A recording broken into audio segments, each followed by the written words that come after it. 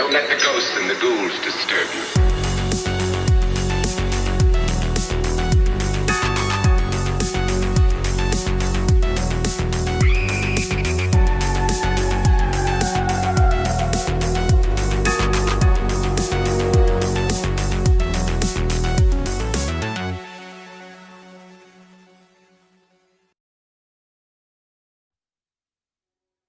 Hey, what's up, guys? This is Josh from Nightmare on Woodsboro Lake, and today I am joined again, or yet again, by another special guest, my friend Louie here from the Clintonville Slasher.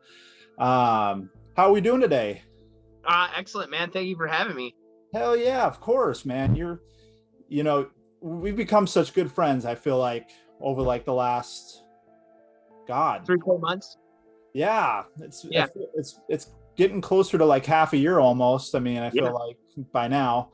But yeah, Louie, tell us a little bit about yourself for the viewers who don't know who you are. Sure. So I'm Louie. I go by Lurch Frankie Wilkes. I have a channel on YouTube called the Clintonville Slasher. I do movie reviews and I do other things such as I do interviews with people around the horror punk community, bands, different people, artists. I got a lot of things coming up for there. I also do some stuff with my band, Frankenhooker. I also have a club called the Clintonville Slashers Club, where we make our own low-budget horror movies. Yeah. Very nice. So plugging away right there at all that stuff. Yeah, right. And you know me, I can totally relate. Well, I don't shoot movies, but I mean, I'm also a musician. We both know.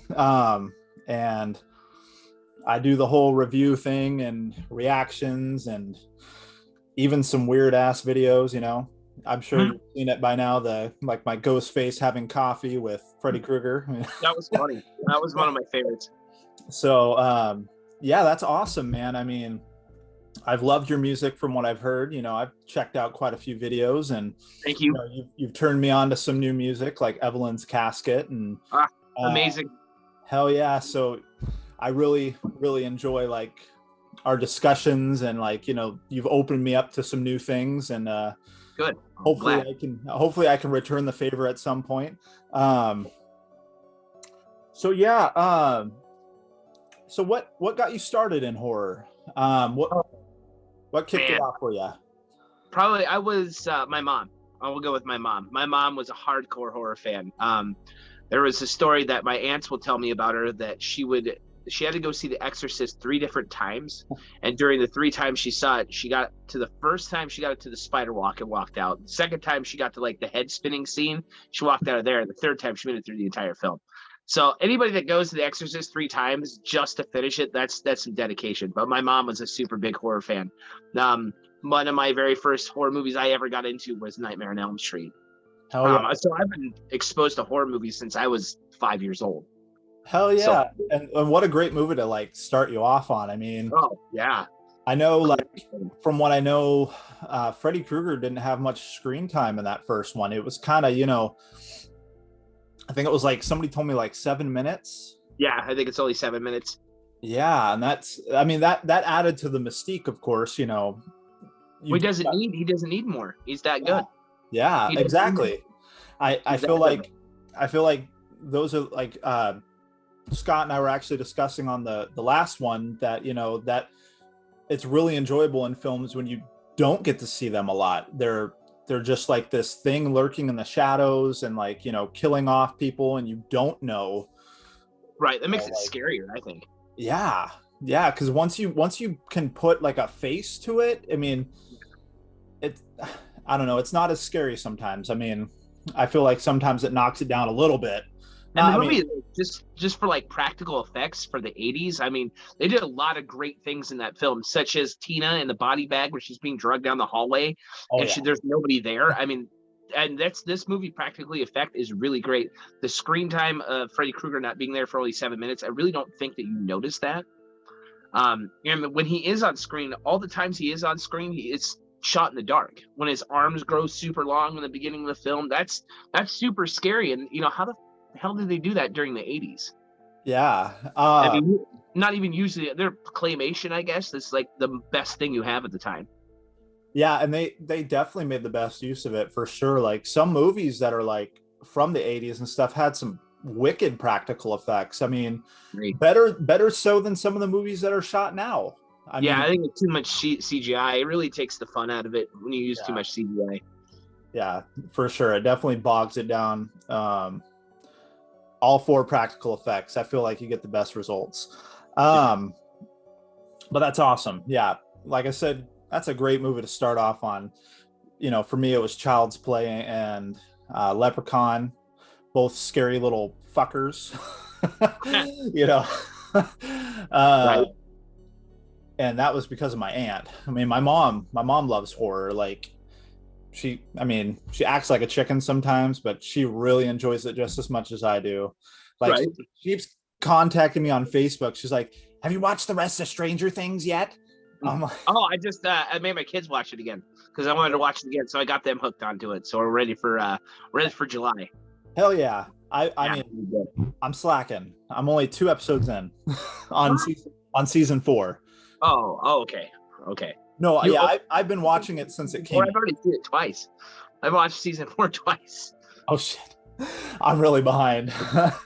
But I'm super stoked to see where it goes because you know I've heard a lot of things and just the vibes I was getting kind of correlated with what people have been saying about like. I won't ruin nothing for you. Yeah, I won't ruin nothing for you. No, it's good. But it does give me that Nightmare on Elm Street vibe. It gives me that Freddy Krueger vibe for sure. With like he's in it too. He's in it, and he's talking about nightmares to a character named Nancy, which I think is really awesome. Hell He's yeah! talking about his nightmares to a character named Nancy. I was like, that's so good. That's so good. That's like a direct parallel. He's only got like I think he's got like 5 or 6 minutes on screen, but he's great. He's great in that show. He's just Robert Englund is just a fantastic actor. Oh, I agree. Like, he's 75 now. Yeah. He's getting up there, but he's still just plowing right along. I mean, I feel like he's going to be doing it up till he's like in a walker. Who knows? Right? I hope so. So, I brought you on today because we decided on a movie to review together. Yes, we did. And that movie was Monsters, Inc. Mm-hmm. I love it.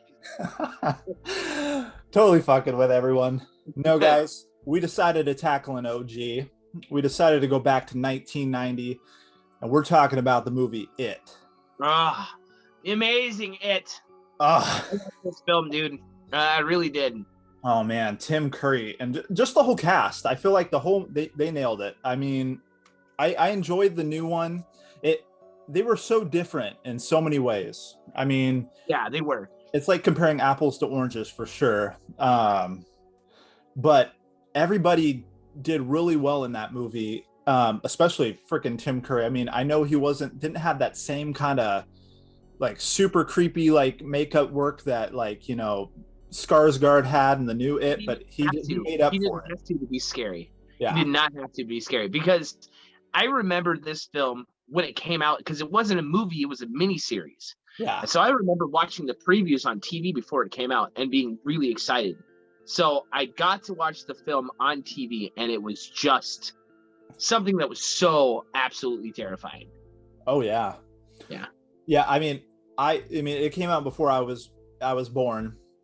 Oh, really? I got to see it a little bit later as I was growing up, and it scared me shitless. I mean, I didn't want to get in the bath. I didn't want to go anywhere near a drain or a fucking sewer. Right. I was like, nope. So, I mean, it did have an effect, like for sure. Like, just his presence alone, like you said, he didn't need to have all the stuff that the new one had because it still terrified you. Yeah. God.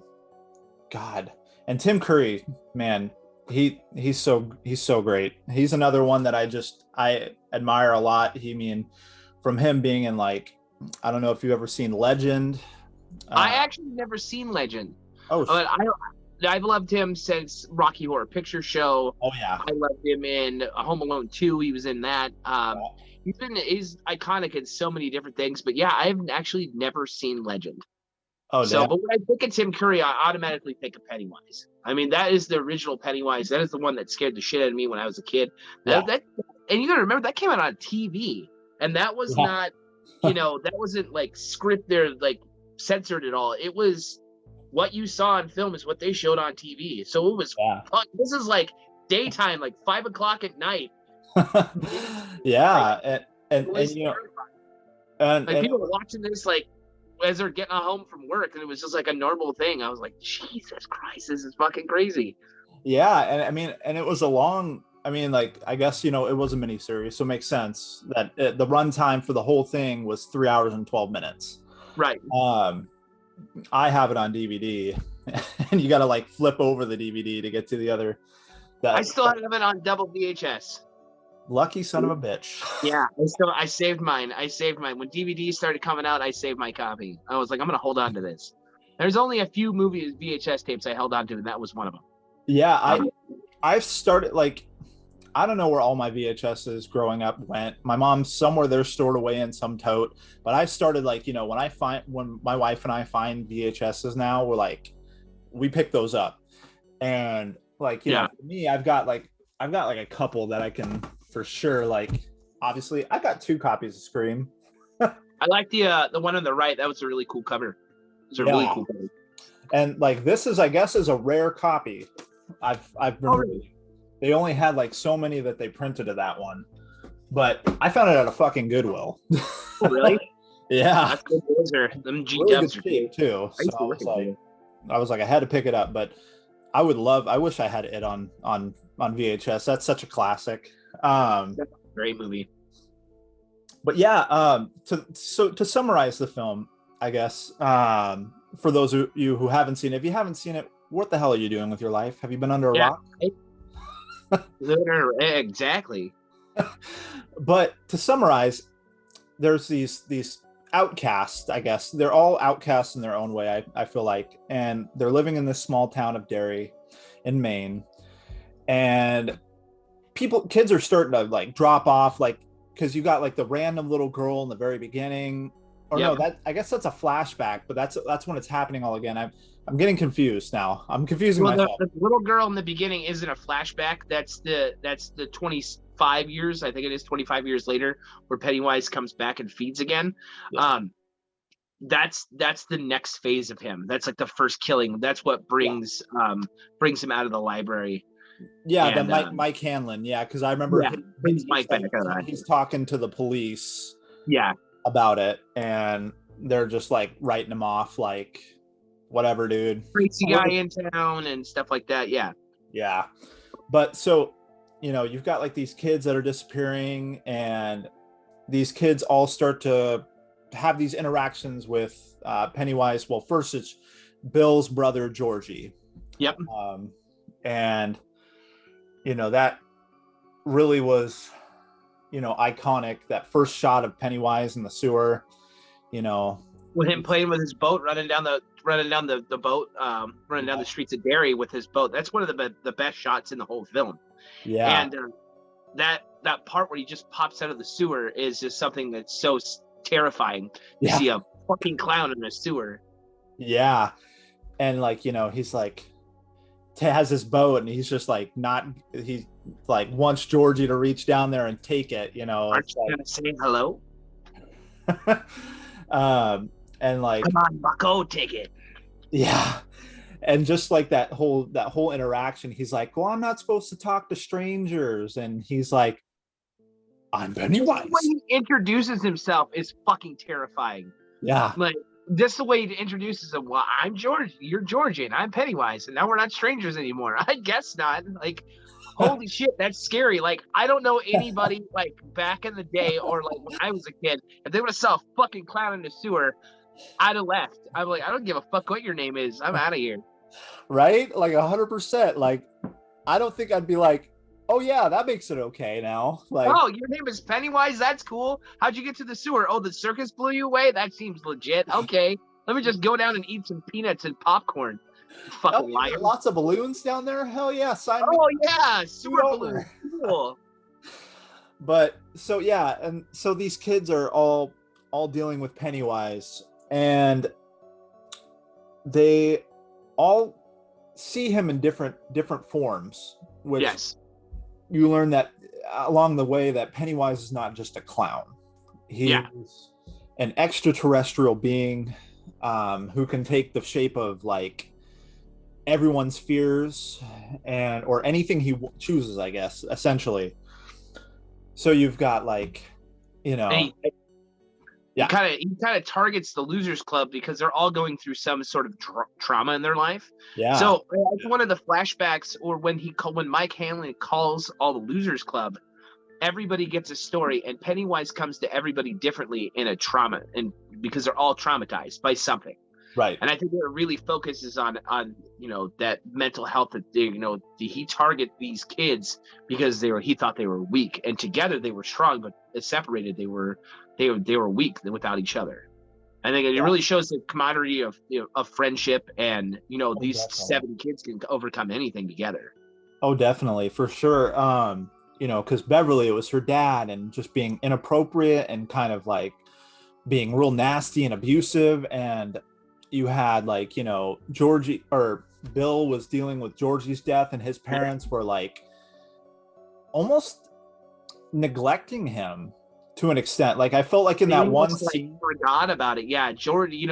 Bill. That's the other thing about Bill. Bill's really his is like dealing with trauma. Like he blames himself for Georgie's death because he couldn't be there.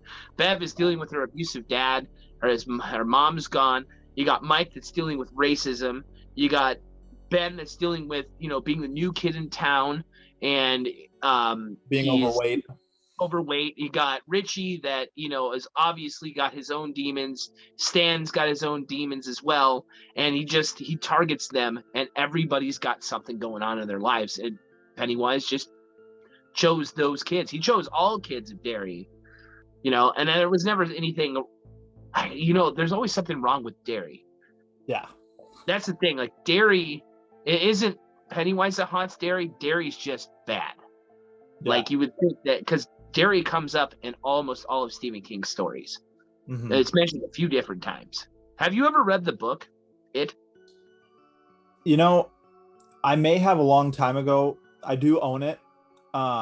It's just been so long that I know the book covers so much more than See, like the now film I could. love the original movie. I don't get me wrong, I love this film so very much. But the last two, the 2017 and then the It Chapter 2, the problem with this miniseries is that it leaves a lot out of the book. Yeah, You get with It Chapter 2, you get the fact that Adrian is pushed over the bridge.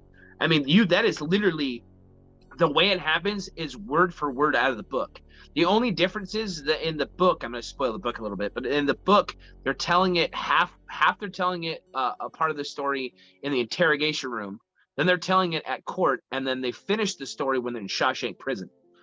So it's weird that it's so perfect to what I read in the book, and even like Georgie's death is a lot different, and they leave out the ritual chud in the original miniseries, and it really bothers me because there's so much more to the story. yeah, But I mean, this is 1990; they only had like 5 days to film an entire miniseries. But yeah, and for sure. And I feel like it'd make it so. I mean, if with it being a miniseries, I mean, they could have gotten away with it if they would have done more episodes, and just continued going. it's only 5 days long too. This was literally 5 days. If they would have done like what Netflix did and come out with a miniseries, then you could have had like this for 5 seasons and tell the entire story. Because Yeah, you miss out of Beverly and what's the asshole kid's name? I cannot remember. Henry Bauer. Henry Bowers. You miss out on Henry Bowers and Beverly, and you miss out on the whole junkyard part of the story. I won't ruin that part for you if you read the book. You miss out on the ritual chud, although they say it in chapter 2. And you got to remember that and even the turtle, they totally missed the turtle. Yeah, And the thing about Pennywise is that he is an extraterrestrial, but he's not from a different world. He's from a different dimension.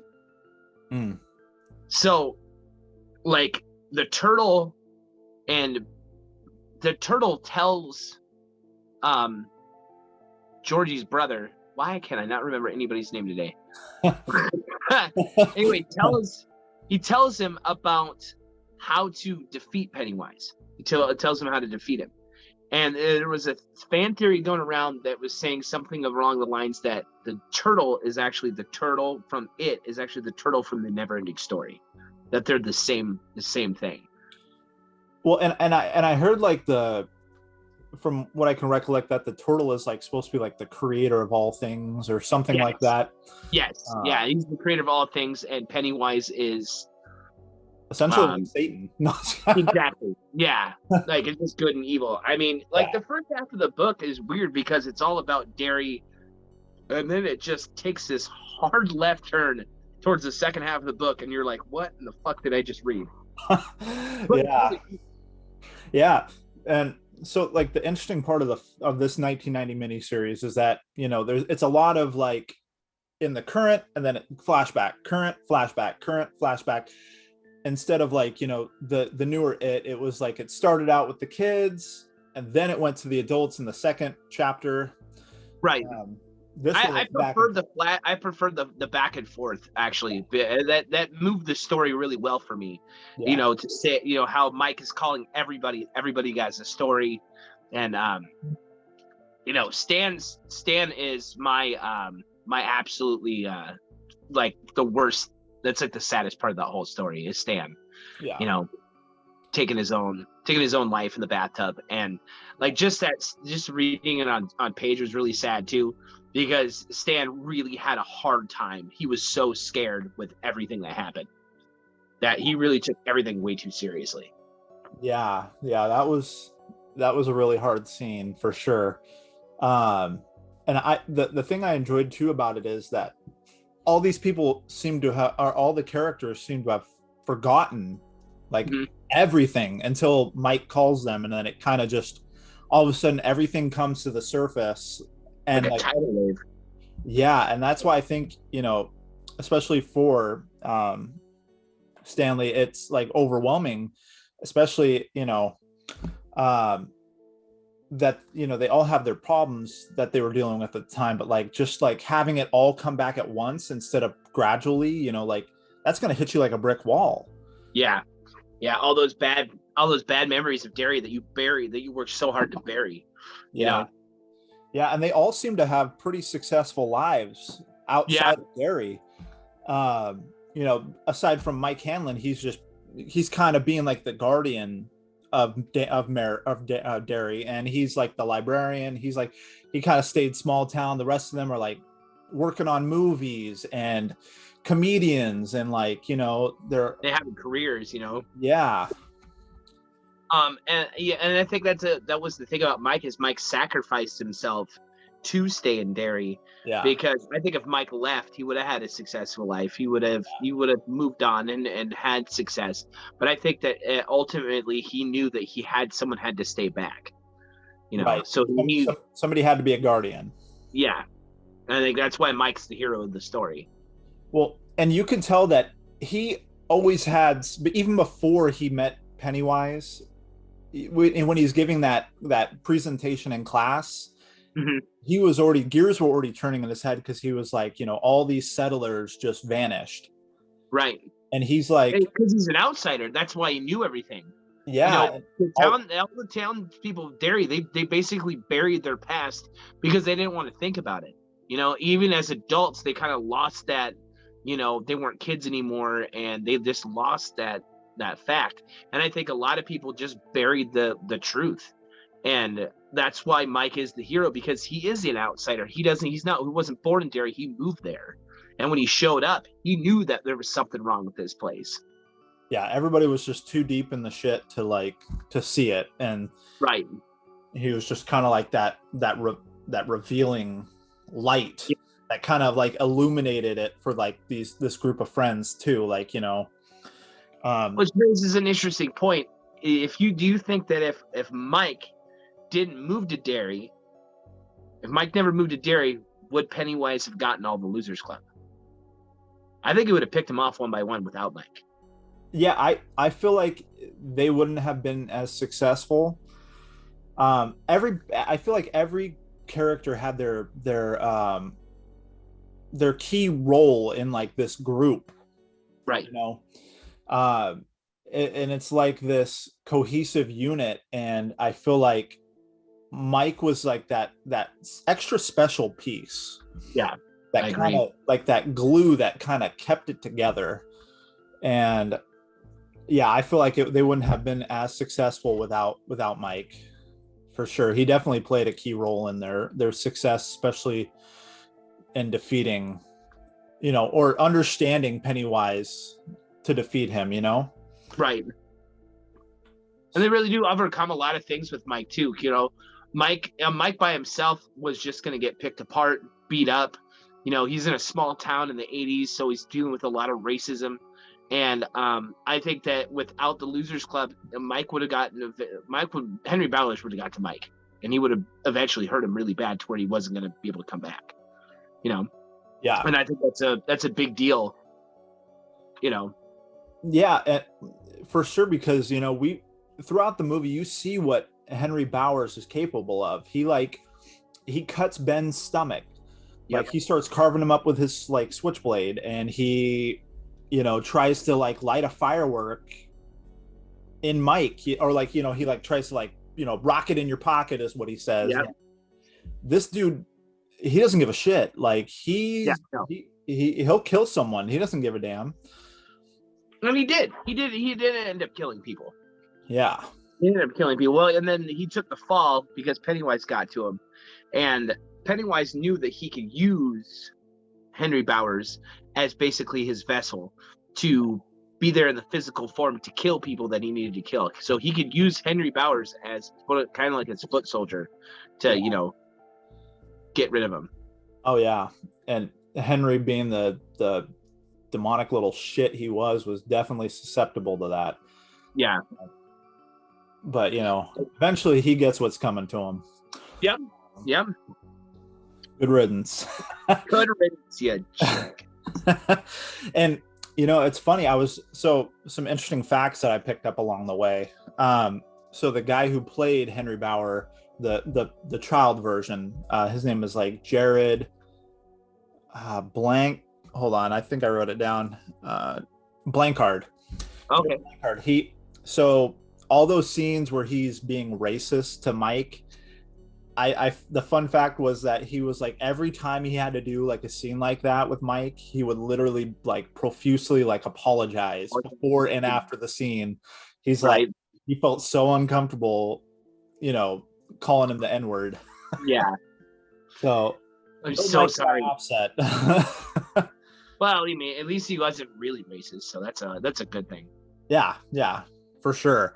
And one thing I didn't like about the fact that one thing I didn't like about It Chapter 2 is I really wanted them to have the original actors play them as adults. Play the kids as the adults in this Chapter 2. That would have been awesome.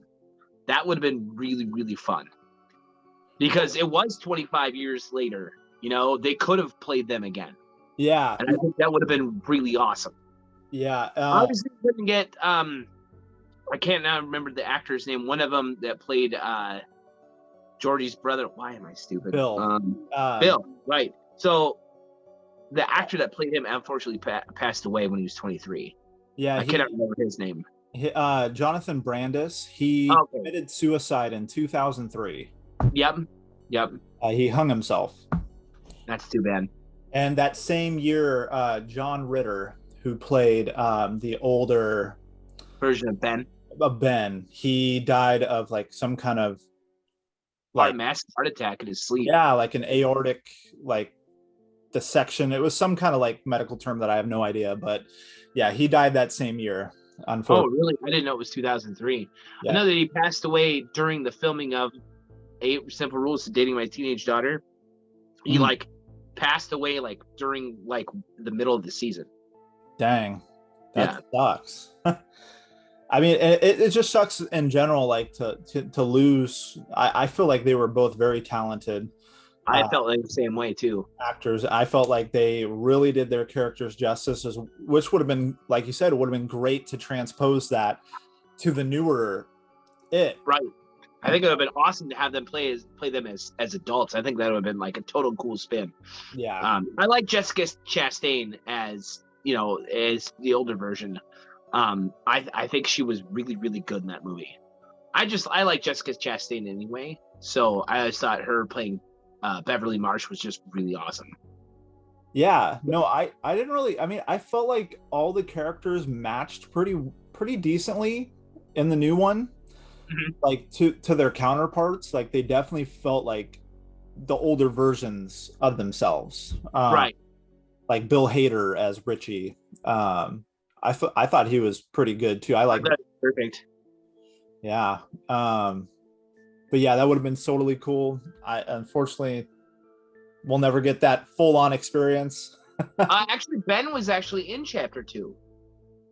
He plays the newer version. Ben's plays his boss in Chapter 2.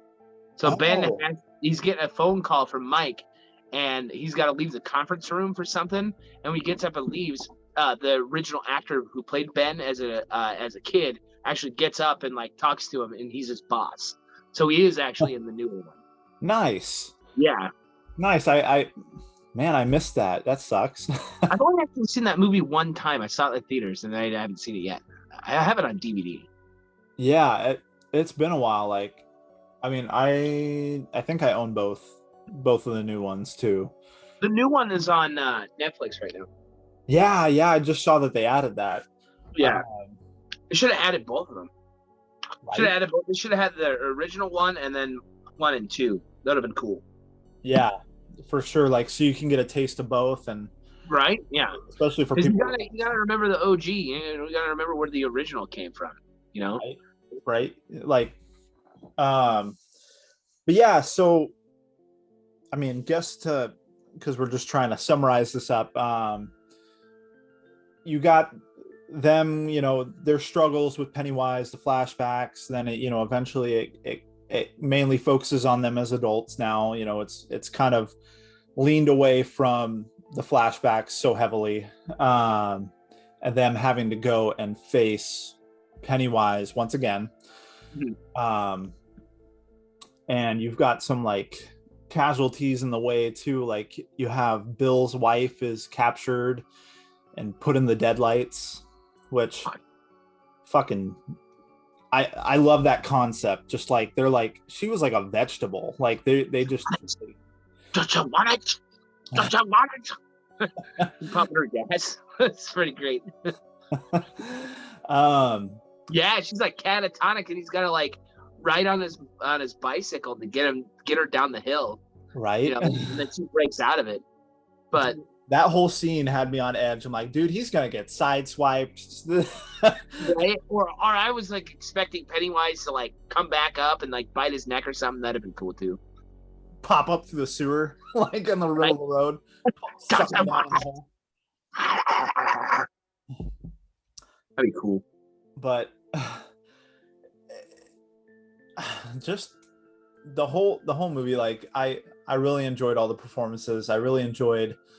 There was this real sense of humor to Pennywise as well, like the library scene with Richie, where he's messing with him.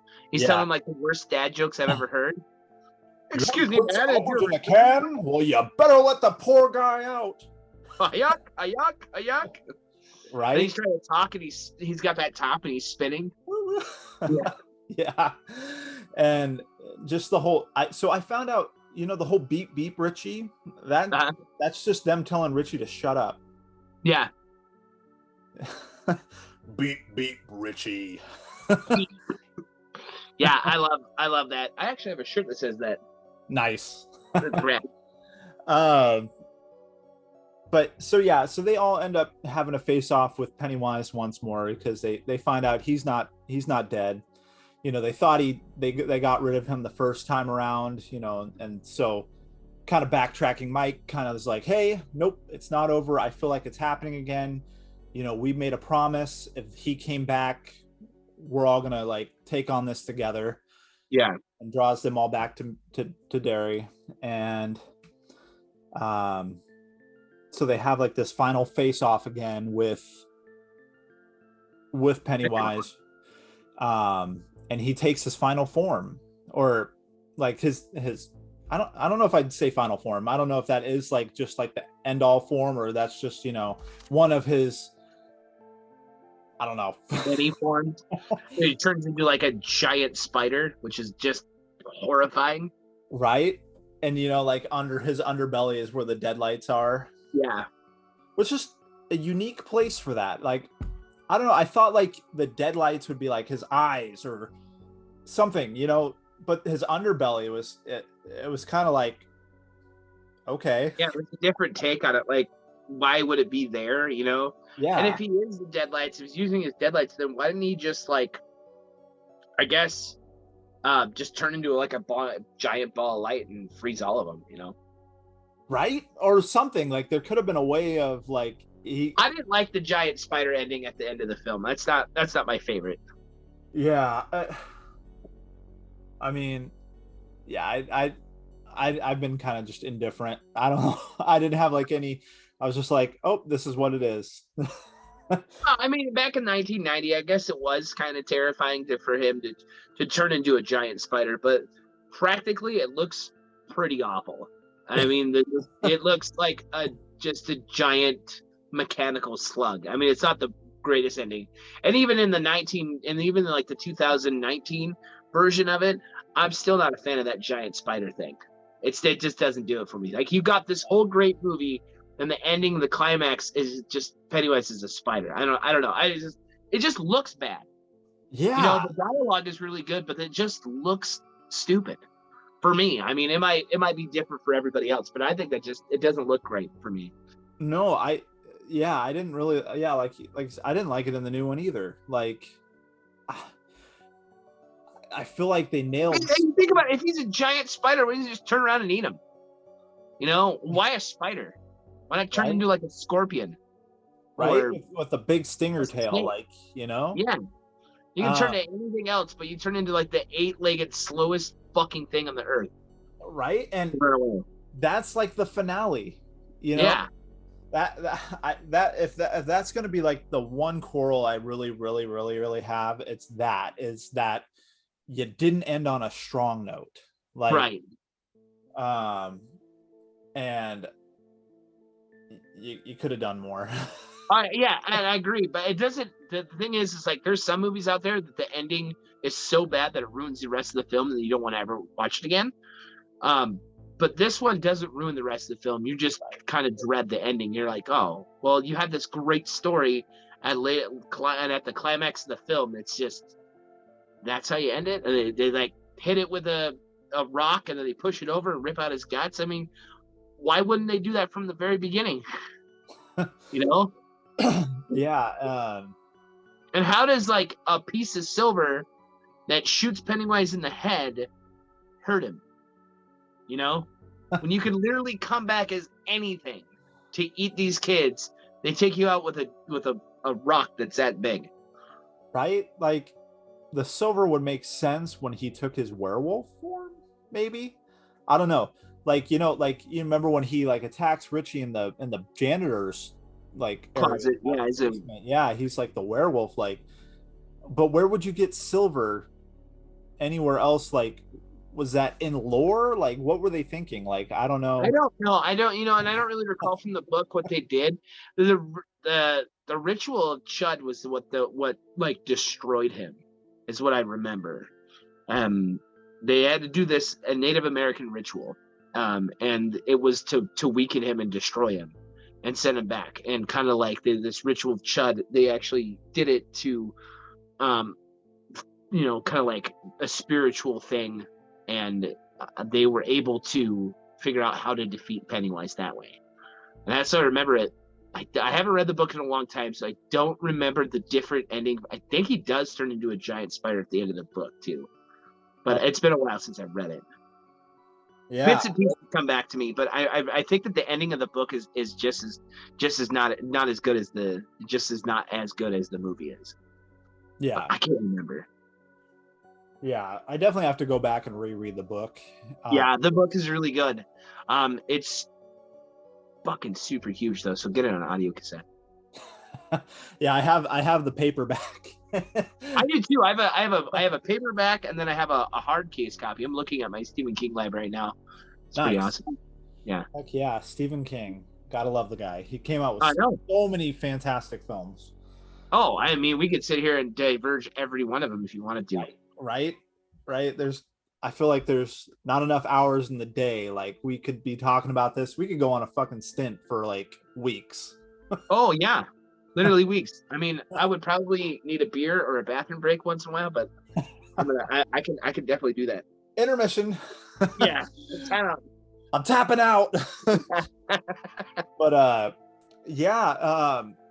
So just I don't know if you found any fun facts too, like for this film, but like, I was reading like a bunch of them, because I was like, that's always fun to like learn some things that you didn't know. Like last week when we talked about Sinister, I was telling Scott that, have you seen that movie? Yeah, I've seen it. Okay, that opening scene or like that scene where the family's hanging from the tree, they had a bunch of stunt people doing that scene.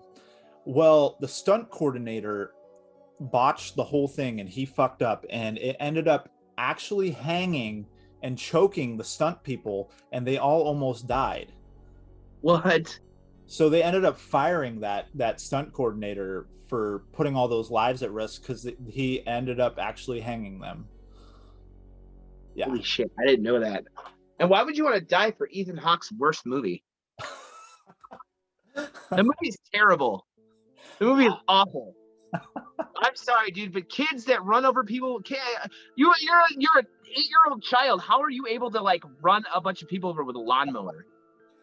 Well, they're Like, possessed. that doesn't make any sense. They're not superhero strength. They're like, he's like an 8-year-old kid. I would have kicked him in the head and thrown him in the pool. Like, what the hell is going on? Well, if you notice, like in that film, like I think they drugged them to overpower them. Maybe that was it.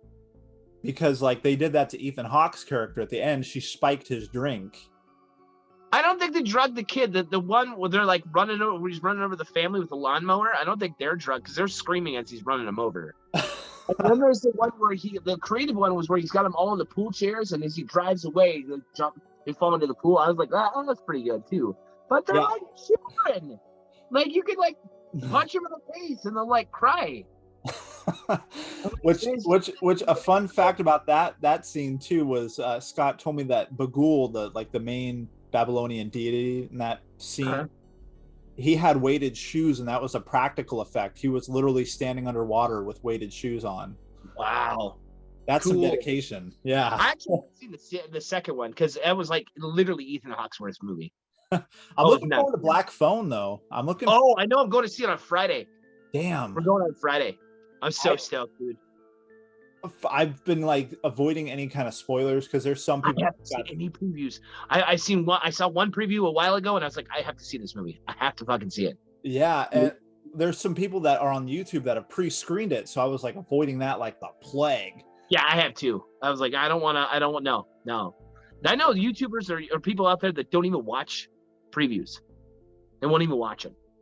Which I think is insane. Yeah, there's certain ones that I do avoid, like when they had Halloween Kills. Like I watched the first one because I didn't know what to expect, but then it gave away so much that when they were like said they had another trailer, I was like, nope, I'm not watching another one. I already like. And they actually kind of ruined like the 2017 version of it. They really ruined that movie with the trailers. They dropped like a full 2 minutes of that movie, like. They ruined that movie for most people. Like people were like, oh, I've already seen this. I remember when they first talked about it, and it was like a paragraph that I found on the internet, and it was, so excited. Yeah. I could like literally like piss myself. I was so excited. So when I finally got to see the movie, I was so happy. But I basically ruined that film for me because I watched an 8-minute clip of that film. And I don't know why they ruined or why they put out that much of that movie before it came out. I never understood that. I know you got to keep it like minimal. If you keep it minimal enough to keep people interested, and they're like 30 seconds, and that's even too long. I would go between 10 and or like 15 and 25 seconds, 15 and 30 seconds trailer, and that's it. That's all you need to get anyway. Just a couple of blips of the movie to make it look good. Yeah. But don't give away like a whole minute. That's insane. Yeah, like the whole, like with the Halloween Kills, going back to that whole, the firefighter scene, like they gave away all of that. They gave away like so much. I was like, are you kidding me? Like, do I need to go see it now? Like, that's what my mom was saying. My mom was saying the same thing when she saw the Pennywise, when she saw it. She's like, I don't have to see it. Like, I've seen all the movie. I'm like, no, you have to see this movie. Like, we read this book. Like, we have to see this film. And she's like, I don't need to. I just saw 2 minutes of it. Yeah, and speaking of like time length, you know, I was doing some reading, and Tim Curry is only in that 3 hour and 12 minute movie or series for 20 minutes. That makes sense. That makes sense. Yeah, which is great. It's that whole thing, like, you don't need to see a lot of him, you know. Keeping it minimal is doing the best thing for him, you know. It makes him more scarier. Yeah. The less screen time you have on there, the less dialogue you have with the killer, it makes them scarier because it makes their parts more memorable when they're really short. Yeah. You know, for sure. Yeah, I agree 100%. Because they're just basically, and then when you have like the main characters, those characters really build up the you know, the monster or whatever, or the entity. They really build it up so high, so when you finally do see him on screen, you're like, holy shit, that was fucking terrifying. Yeah, and like for this movie, the all the other actors and actresses, they said that Tim Curry's like characterization of Pennywise was so creepy and so on point. They all avoided him. Yeah. Like, they were all just like, nope. Like, there's an old picture of him smoking a cigarette, and they're all standing around him with like a Mad magazine, and it's for Mad magazine at the time, and they're all kind of smiling. That's the first time. That's after the very first scene, and he did not break character the entire time. He didn't talk to the kids. He didn't fucking do anything with them. They didn't go out to dinner. He didn't break character. Actually, that first scene with Georgie took longer than it should have shot, and I think it took like 3 days to shoot because that kid was crying the whole time, like, Tim, you're scaring me, he's like, well, yeah, that's what I'm supposed to do. He had his hand and shit. It was like terrifying him. They had to shoot the movie so many times.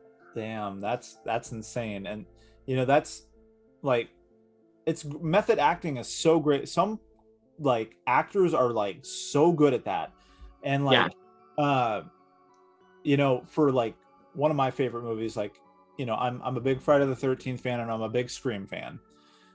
Scream, like all the Scream movies, I guess, like Roger L. Jackson, they did not show him to like the rest of the cast. He literally was like they kept him hidden away, and all that they had of this Roger L. Jackson was the interactions on the phone. Yeah. They don't think they met him until after the movie was over. Yeah, which, you know, would be terrifying because you're like, isn't that his real voice too? Like, he didn't use like a monitor. He just deepened his voice. Yeah, that's scary. That's fucking terrifying. Yeah, he and especially when he gets angry, like his voice, you're just like, that's some dude I don't want to fuck with. Like, no, and like as the films go on, the more pissed he's getting. And it's really weird because they use the same voice, same voice changer, but it's a different fucking Ghostface killer every time.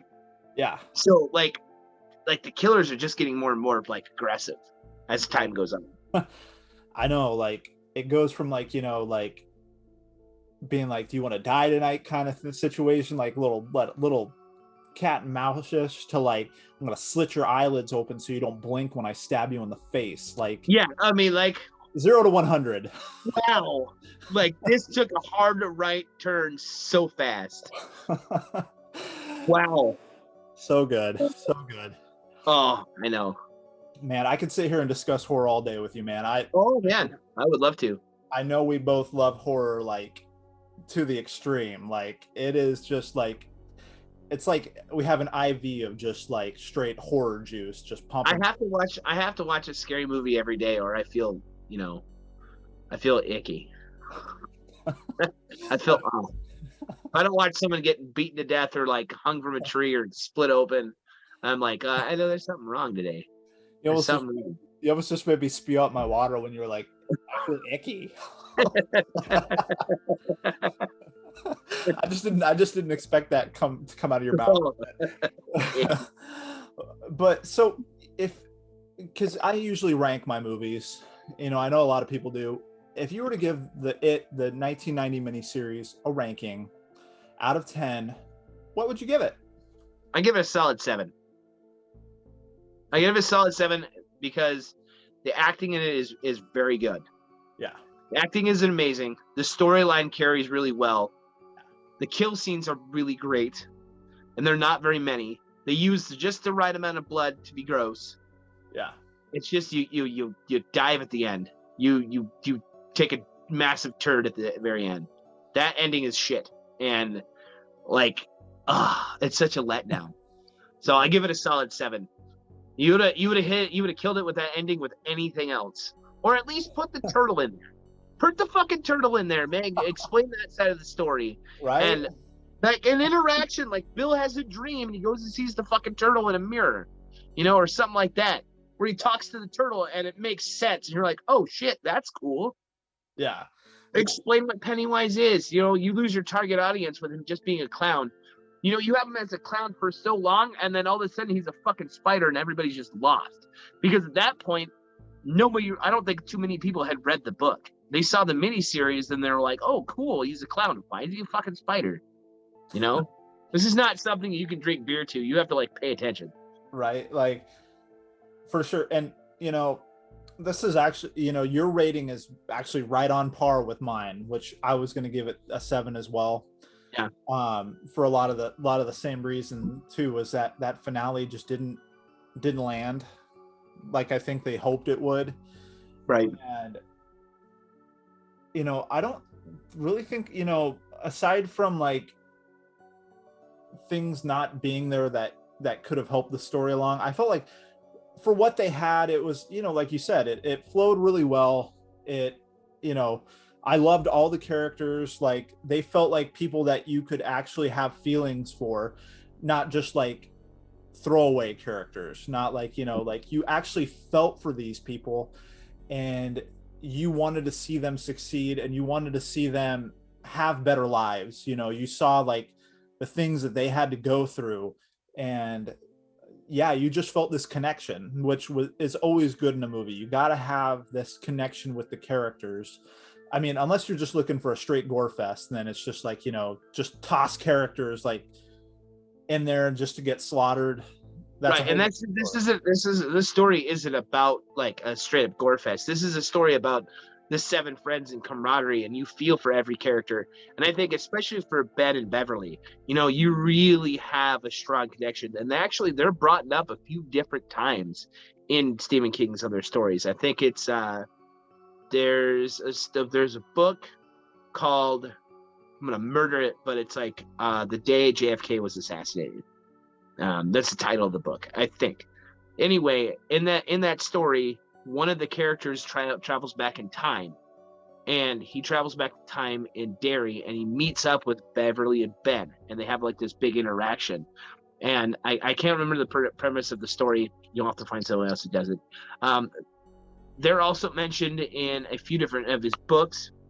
I believe they're mentioned in one of the Dark Tower series books. I'm not 100% sure because I've only read the first one. And I think they're mentioned again in, I believe, Dreamcatcher. I believe they're mentioned in the story Dreamcatcher. I don't think they're mentioned in the movie, but it does take place in Derry. Yeah. So Beverly and Ben are essentially tied into a lot of different stories, and that's kind of how Stephen King works. Is that, if the Dark Tower sits here, all the books sit around it. Yeah, he's creating is a universe. Yes. All these things have to correlate and coexist. Yeah. Which makes it makes it a great thing, because like there are so many authors who just like, they're totally different worlds. They have nothing to do with any of their other books. Right. But I think it's cool to tie back to your other stories and have these people all existing in the same universe. Yeah, I think so too. I think that's what makes excuse me. I think that's what makes Stephen King a great writer, is that he does utilize all of his characters and wrap them all into one big package, and that every story branches off. If you got like I said, if you got the Dark Tower in the middle, everything branches off the Dark Tower like it's a giant tree. If you think about it that way. Yeah, and man, I'm a sucker for Stephen King books and movies. Oh, I'm a huge nerd. I love Stephen King. I want to go to his house and be his friend. I want to be his friend. I actually named my first band Annie Wilkes. That's how much I fucking love Stephen King. My very first punk band was called Annie Wilkes. I think you've mentioned that to me before when we've had a chat, and that's a song called Pennywise the Dancing Clown. We wrote a song. We were gonna have an entire album just dedicated to Stephen King and call it Long Live the King. And then I was gonna make him an Annie Wilkes T-shirt, spray paint the band name on there, and take it to his house and throw it over his fence, along with the CD, just so he has to know we exist. He has to. Yeah, and then just wait for like them to snap a picture of him one time. You'd be like, "Oh, that's my fucking T-shirt." Yeah, like if I could get him to wear it, I will, or jam with him on stage. That would be another thing. Like if I could hang out with him and just like pick his brain on like where he comes up with his characters. I have so many questions. Yeah. And I could just hang out with him. And then if you would have asked me to jam, I could literally just die that day. After all that, I'd die. I could. Right. He's definitely one that I feel like so many of us horror enthusiasts would just love to just sit down with him and just even get a moment of his time, for sure. Yeah. He is just legendary. And yeah, God, so many things we could say about Stephen King, for sure. Like we said, we could sit here, we could just chat all fucking day, all night, like Stephen King about anything. Yeah, about anything, for sure. And I really enjoyed this movie. I think aside from that finale, I feel like it really holds strong even today. Yeah, I do too. I think it will stand the test of time.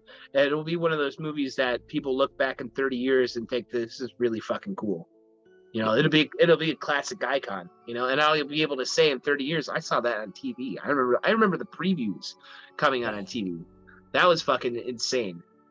And like I said, there was no like, they bleeped out words or they censored it. This what you see on film is what they showed on TV. So the bleeding sink, like that shit was fucking insane. That was probably one of the scariest parts, and as far as the practical effect goes, it's pretty cool to have blood poured out of your sink.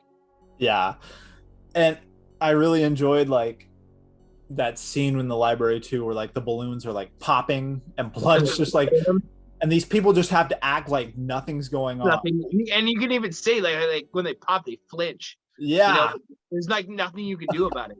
Right? Because you're just that anticipation all of a sudden pop, like it's natural. You're not going to just like not move a muscle. Like that's obviously no matter who you are, it's going to like make you either blink or like do something, it causes a reaction. But it was just cool to like see them trying so hard to just act like nothing's going on. They're like, they can't see what's going on while all these people are covered in blood. Another good scene is like Beverly having tea with Mrs. Kirsch, and it's like Mrs. Kirsch isn't fucking there, and the whole tea scene is just fucking scary as shit. And he turns into her dad. Dude, and just like that, she's drinking she's turning the tea and she's sipping it, it's fucking blood. Yeah, that shit was fucking scary because that like reminded her of like the sink explosion.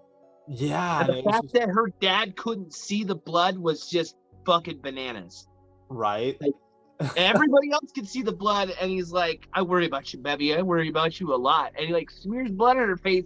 He has no idea. He can't see it. That's fucking insane. Oh, jeez. Yeah. Like the balloon coming out of the sink. Like the 1990 version of Beverly's story is way better than the 2017 remake of it. Like the hair coming out, pulling her in the sink. It was cool looking. But fuck, that balloon blowing up out of the sink and then exploding. That's so good. And then when she's having tea with Mrs. Kurtz, that shit scared me the most. I think that was one of the. And then she comes out and he's just fucking with her and he's all beep beep. I, you know, and speaking of like those scenes, like that scene in the shower with Stanley where he's like, it's like claymation and he like makes the hole bigger, like the drain. Right. It killed me just seeing like girly boy. Yeah, when he pulls the sink open. Bring your friends. Oh man. Oh, such a good movie. I'm so glad that we like decided on this movie because like I said, it had such an impact on me as a kid.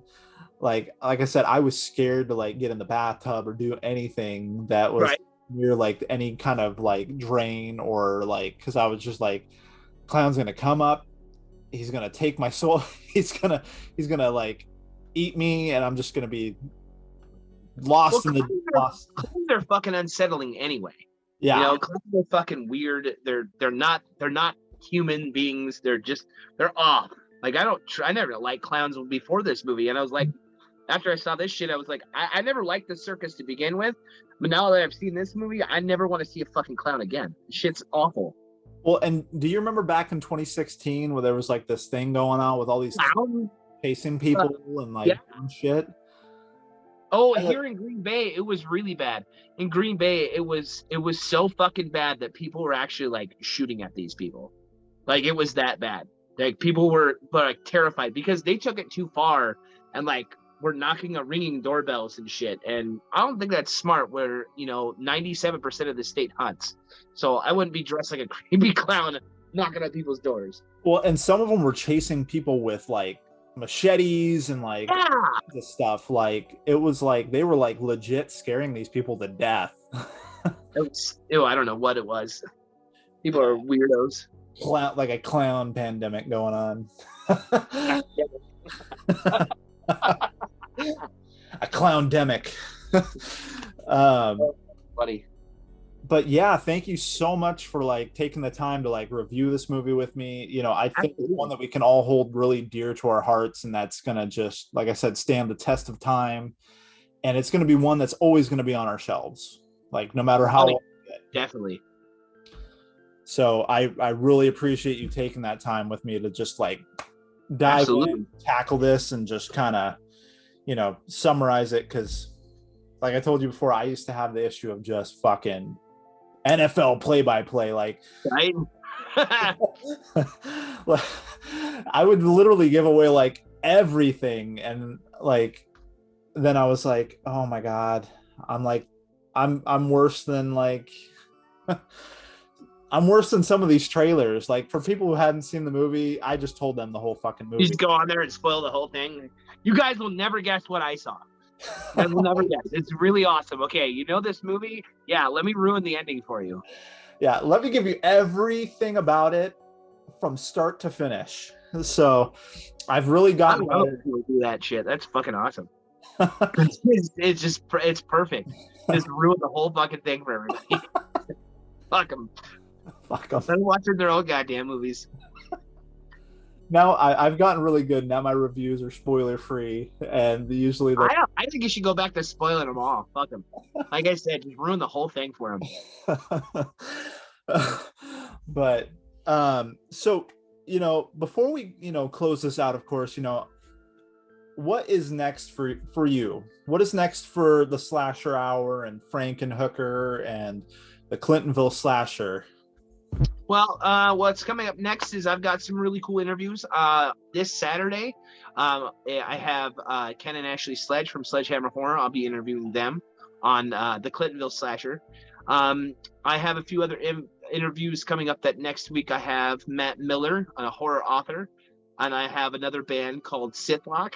They'll be on, and then as far as Frankenhooker goes, I will be having Frankenhooker is going to be working on an EP this winter. We have 2 shows coming up in October, back to back, the 29th and the 30th. Don't have venues for them just yet, but we're working on that. As far as the Clintonville Slasher Club goes, we do have a movie in the works. It should be we start filming. Oh, I've already started filming some of it, but it's the third installment to the first two movies. So we had the Pigeon River Slayer, we had Cannibal Cafe, and then this is the third and last installment of the trilogy, and it's called The Legend of Freak Forest. So that'll be the ending of the trilogy. And hopefully, if everything goes right and according to plan, which probably won't, but I want to drop it Halloween night. I'm hoping that's going to work. I don't know if it is. Other than that, I'm really excited. I have another band lined up on the 2nd. I'm not going to diverge who it is yet, because I'm not sure if it's going to work out or not. So pretty sure it's gonna work out. So I'm really excited to talk to this other band. So I'm gonna keep it secret for now, because I'm gonna drop it in the next week. So hell yeah, I'm looking forward to it.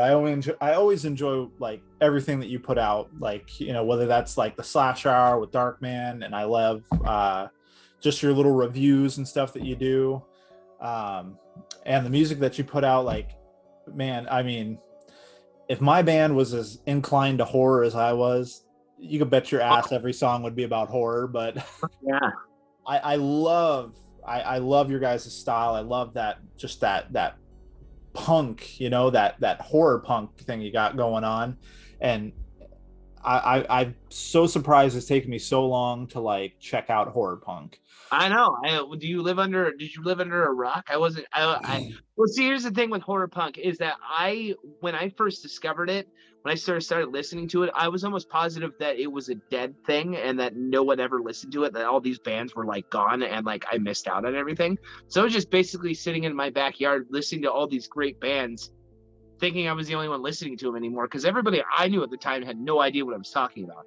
And then I met a guy named Ronan, and he has started Horror Punks USA, and my whole world exploded, and I figured out that the scene is still alive. There's tons of amazing bands out there.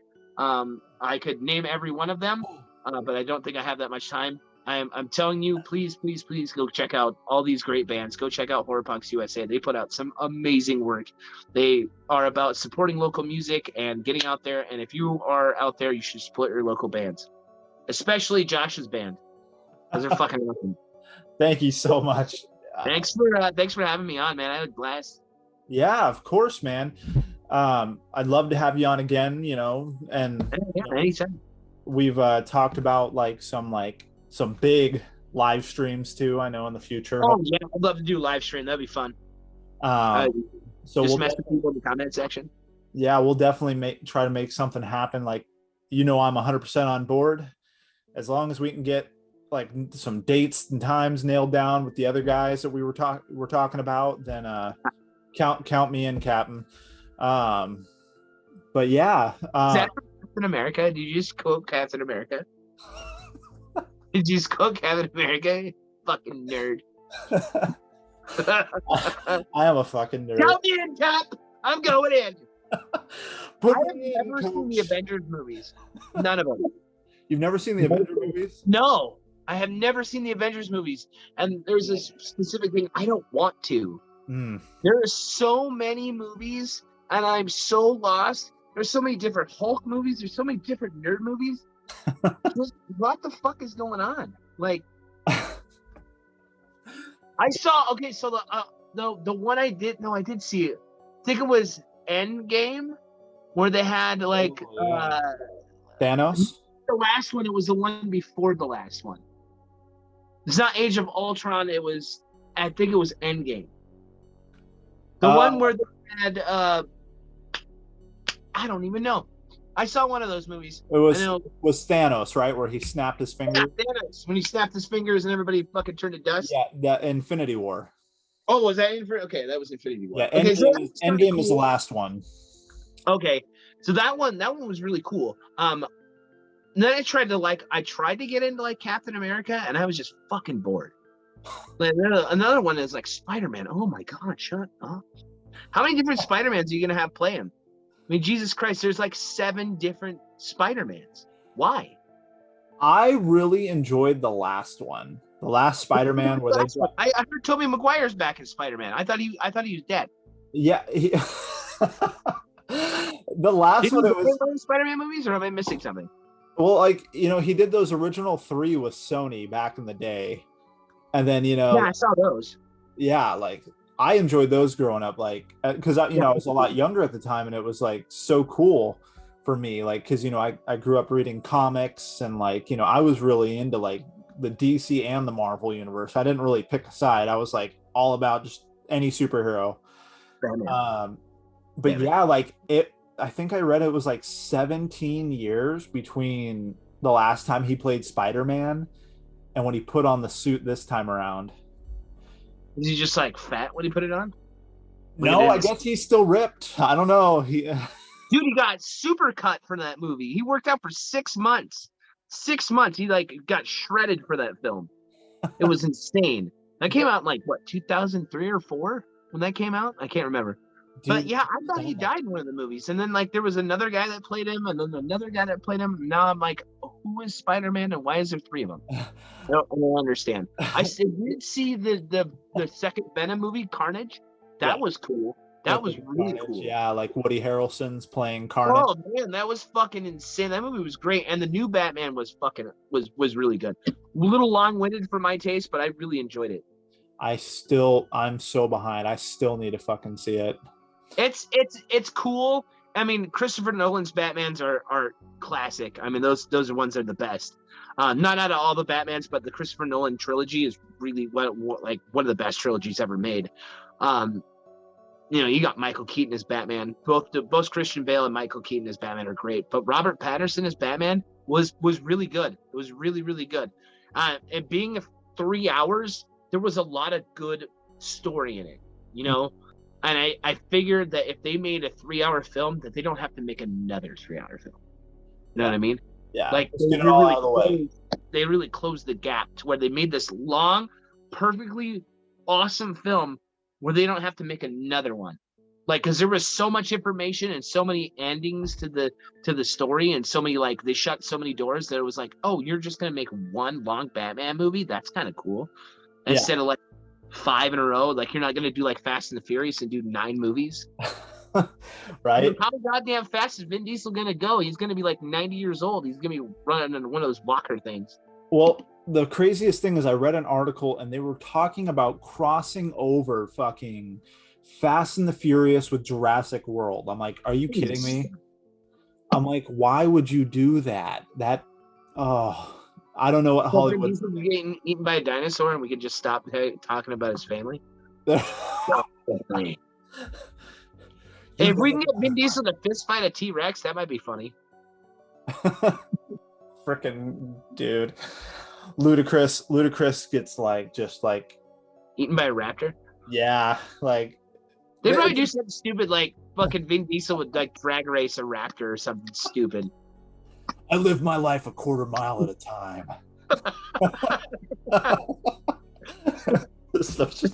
So dumb. Stop making those movies. It's so outrageous. Those movies are dumb. Like the first one was cool. I've only seen like the first 4 of them. Oh no, the last one I saw The Rock was in. I mean, he might be in all of them. I don't know. Then they've got spin-off movies. I don't know what's going on anymore. I feel like they could have done just one and Too Fast, Too Furious, and they could have just been like and just called it it. Right. It's overkill, but you know how Hollywood is. They will run a franchise into the dirt. Yeah. Look at what they're doing to Star Wars. Yeah. Ugh. I haven't seen the new Obi-Wan Kenobi yet. Have Yeah. you? No. Is it good? Oh, you haven't? No, I haven't. Oh. I mean, like bringing Ewan McGregor back. That's pretty awesome. That's pretty awesome. But I'm okay with them overplaying Star Wars. I really am, because The Mandalorian was really, really awesome. well, and So I'm okay with them branching off and doing different Star Wars stories, just as long as you're not going to keep the same Star Wars story going. You know, but if you can branch off and tell other Star Wars stories, that's kind of cool. Well, yeah, because I love like the Mandalorian. I love the Mandalorians and the bounty hunter, like the whole that kind of story. Like I've always been like the huge fan of like Boba Fett, Jango Fett. You know, and I used to read like these comics that like Boba Fett or Jango Fett or something was originally picked up by Mandalorians. He was just like this poor little farm boy, his homeland got destroyed or something, and then he became a bounty hunter. That has a really cool origin story. Like, I like that they're taking different avenues. They're not just keeping that perpetual story going. Like, you know, it was cool because the Mandalorian, it was like almost explained like having their helmet on was like part of their religion. Yeah, they couldn't take it off. Yeah, that was cool. And the fact that like I felt like the Mandalorian was kind of like Highlander, you know, it had a lot of cool Highlander feel to it. And I love the Highlander movies. Have you ever seen any of those? I'm drawing a blank on that. Highlander is the one where Christopher Lambert and there can only be one. Where, you know, he's like lives forever, and the only way you could like be the one, there can only be one, is to be like duel and chop off the other immortal guy's head off. Oh, so that kind of is ringing a bell, but like, there's a lot of Highlander movies. There's like 9 of them. The first one is the best one. You don't have to see the rest of them. Like the second one is really, really so far out there. I took a really weird left turn with the second film, and like I've seen all of them plus the TV series, and I can honestly tell you that the first one is the best one. And you could miss the rest of them. So if you see the first one, I mean, like you can't go the rest of your life without seeing Highlander at least once. It's pretty great. Well, got to put it on my list now. Yeah, put it on your Amazon cart. Buy it right now. Buy it right now. Get it on your computer and do it. But just want to say, man, it was a pleasure. Absolutely. You're welcome here anytime. Like I said, we'll make it happen. We'll make the live stream happen. We'll do all kinds of stuff. You and I have we have a long future together. I can promise you that. But I hope you have a wicked rest of your day. Thanks, brother. Thank you for having me. I hope your subscribers all have a good day. Stay horror. Heck yeah. And for you watching out there, just remember, my friends, keep killing it out there. Just don't get caught. All right.